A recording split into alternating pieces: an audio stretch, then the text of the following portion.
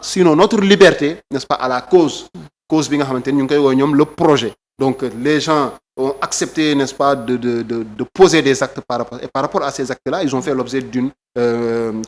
condamnation pour certains, d'autres ont fait l'objet d'une arrestation tout simplement, d'une détention. Donc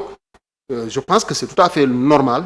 de libérer ces gens-là, de faire libérer ces gens-là avant de discuter de quoi que ce soit. Moi, je pense que c'est la première condition qu'il fallait mettre sur la table. Et c'est une condition que je trouve bien, parce que tey gis nga aujourd'hui un peu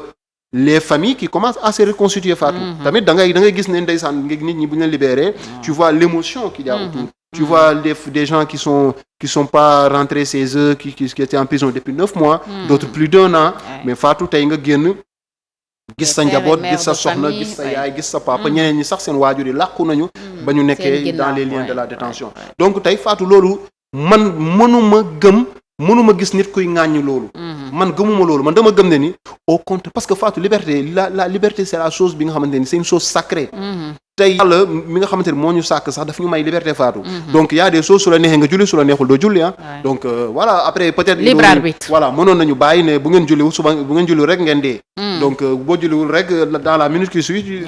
bon mu jëlee la fi. En ce moment-là y a pas la liberté, le libre arbitre comme tu le dis, il n'existe pas. Mais may na la nga xool nga ne heure julli jot na, man sama aqulaay taala damay julli wala du ma julli. Donc après, maintenant, tout ce que tu feras, peut-être les conséquences, tu les verras plus tard. Mais au moins, tu as cette liberté-là. Léegi yàlla mi nga xamante ni mën nañu contraindre ñu may ñu mën a tànn. On ne va pas accepter quand même qu'un être humain comme nous, fait de sang et de chair, jékki-jékki mën a jël suñu liberté boobu confisquer ko au nom de quoi? Au nom d'un pouvoir qu'il tient, n'est-ce pas, grâce au peuple, di ko manipuler, di ko utiliser, n'est-ce pas, à sa convenance. Donc encore une fois day doon li nga xamante ni loolu dañ koy naqarlu suñu gisee nit ñu naqarlu, n'est-ce pas, ñi nga xamante ni dañoo génn. Man la liberté, vraiment je pense que loolu maintenant il y a des gens qui ont fait des choses horribles, je parle pas de ces gens-là, mais encore une fois Fatou dañu war a revenir à des principes fondamentaux, mooy la prison, n'est-ce pas, prison pour recyclage la prison du pour on appelle ça d'ailleurs maison d'arrêt et de correction. C'est ça. C'est pour corriger la personne. Pour que yow société bi nii lay demee, toi tu es en marge de la société, dañ la war a récupérer dugalaat la usine defaraat la, n'est-ce pas, joyanti la ba nga doon, n'est-ce pas, le citoyen modèle bi askan bi soxla ñu doog la génnee. Mais malheureusement dañuy dem nit ñi dugal leen ay kaso. Objectif bi da ngay gis ne ni c'est un objectif raté, parce que dañu la dugal kaso pour naqaral la pour yàq la, pour gàkkal la. te loolu Fatou day doon li nga xamante ni l'objectif bi nga xamante ni moo tax les maisons d'arrêt et de correction génn ñu mettre ko en place, c'est pas pour détruire la personne, n'est-ce pas, c'est pas pour faire perdre à la personne son humanité, mais c'est pour lui faire retrouver son humanité et toute son humanité ba nga xamante ni mën a dund ci benn cadre social bi nga xamante ni c'est fait de règles, n'est-ce pas, de normes, de loi, ku nekk nga xamante ni nga mën a épouser loi yi ba pare boo génnee am na structure sax yoo war a xam ne dañu war a toppatoo réinsertion bi. Mais Fatou boo génnee nga mën a rebondir, parce que soo génnee tu dois rebondir. Fii nga nekkoon waratoo fa nekk da nga war a dem ci leneen. Bien sûr yenn erreurs yi waratoo ko def parce que tu as été corrigé. C'est ça, tu as été corrigé, mais pas corrigé de façon coercitive. Sévère, oui. Jàpp la yeew la torturer la, non je parle pas de ça. On a tenté un peu de te. C'est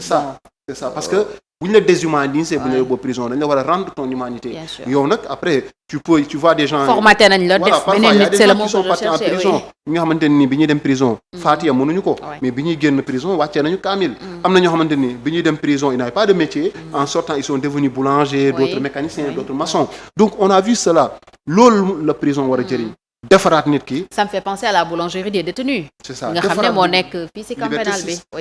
Donc defaraat doomu aadama bi ba nga xamante ni bu duggaatee ci société bi day doon le produit bi nga xamante ni moom la société bi di xaar. Produit bi méngoo ak société bi. Que la prison soit bénéfique. C'est ça, mais malheureusement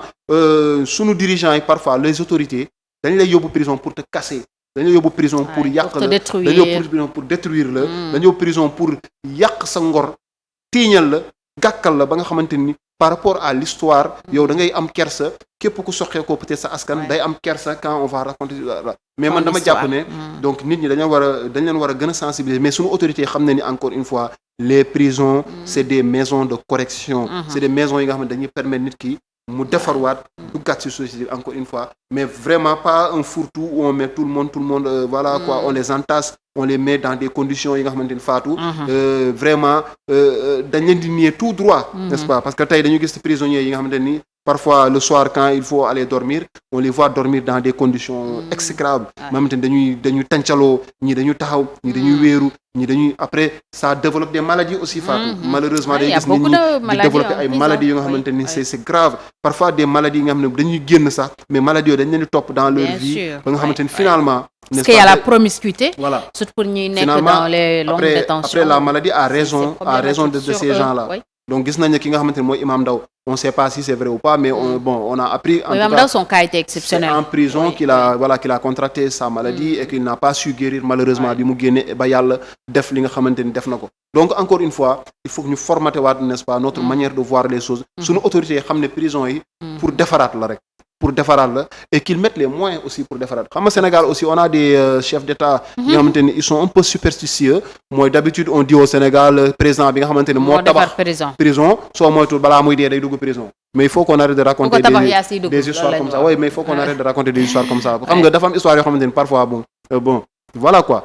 tey dañu toll ci 21e siècle tey Fatou dañu war a rendre n'est-ce pas à l'homme sa dignité tey man gëm naa ne nit ku def naka sudul noonu war na mën a dem prison répondre de ses actes payer pour ce qu'il a fait mais permettre aussi n'est-ce pas dans la dignité quoi ñu defaraat ko mu ñëwaat mais aussi doo ko quand même en fait du ay ginaar yoo yar quoi doo ñoo jël ay ngunu ginaar rek dugal gars yi tëj leen noonu il faut leur rendre leur dignité ba nga xamante ni on a les moyens pour ça il faut y aller il faut construire des prisons bu nekkee laaj na ko et puis aussi cette vérité n'est-ce pas que Ismaïla Madior Fall disait encore une fois que la détention soit l'exception ba nga xamante ni peut-être mën nañ la bàyyi nga toog sa kër voilà ba ñu soxla la ñu woo la nga répondre de tes actes jusqu'à ce qu'il y ait une condamnation pourquoi pas développer encore le brassard électronique bi nga xamante ni mettre nañ ko après ñu gën ko yaatal n'est-ce pas mu bañ a doon un privilège pour ñenn ñi nga xamante ni ils ont les bras longs les bras courts ils n'ont qu'à pourrir en prison donc encore une fois Fatou loolu dañ ko war a mettre sur la table ba nga xamante ni dañuy permettre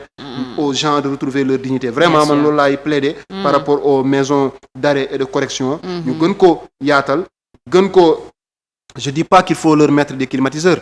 etc pour les mettre dans un confort etc comme si ils étaient à la maison mais au moins ñu mettre leen ci ay conditions yi nga xamante ni duñu perdre seen dignité décente ba nga xamante ni dañ ci mën a dund duñ ci contracter feebar duñ ci wàllante feebar duñu perdre n'est-ce pas vraiment tout sens de pouvoir vivre vraiment dans la société. Bien sûr. Alors, Cheikh, je pense que l'opinion sera édifiée sur l'actualité judiciaire parce que le ministre garde des Sceaux, Aïssata Tall Sall, ministre de la Justice, dina wax suba ci actualité judiciaire bi certainement pour parler de la libération des détenus politiques mais aussi peut-être du cas Sonko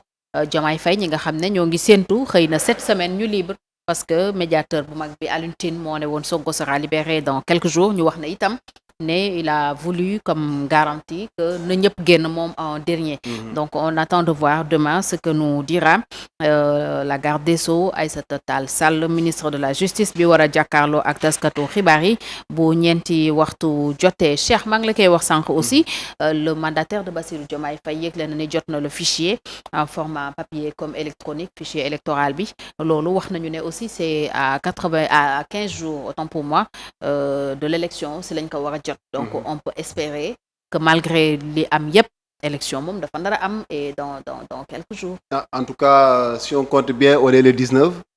donc bon normalement c'est voilà c'est dans 10 jours peut-être maximum ça fait même pas 10 jours donc on sera le 25 le dimanche donc c'est pour bientôt c'est dans 6 jours donc Fatou encore une fois rek bon dañu gis ne ni le processus continue donc léegi nag est-ce qu'on va vers une élection le dimanche 25 bon moi je n'y crois pas trop je n'y crois pas trop parce que en fait dafa am ay bouleversements yi am yi nga xamante ni forcément dafa laaj voilà quoi ñu réajuster waat quoi la date maintenant on peut être toujours dans les délais pour pouvoir réajuster ba nga xamante ni avant le 2 avril on aura un président démocratiquement élu au Sénégal donc ça c'est une possibilité peut-être élection am le 3 oui donc c'est une possibilité parce que les experts électoraux ont quand même proposé oui le 3 ou le 10 pourquoi pas y aller pour le 3 être dans les délais mais aussi bon bu ñu gisee ni ñu ngi joxe li nga xamante ni mooy le fichier ça veut dire que l'administration dans 15 jours est dans une optique, normalement donc dans 15 jours ce sera le 3 voilà l'administration est dans une optique donc de tenir l'élection présidentielle pas le 25 peut-être mais en tout cas si délai bu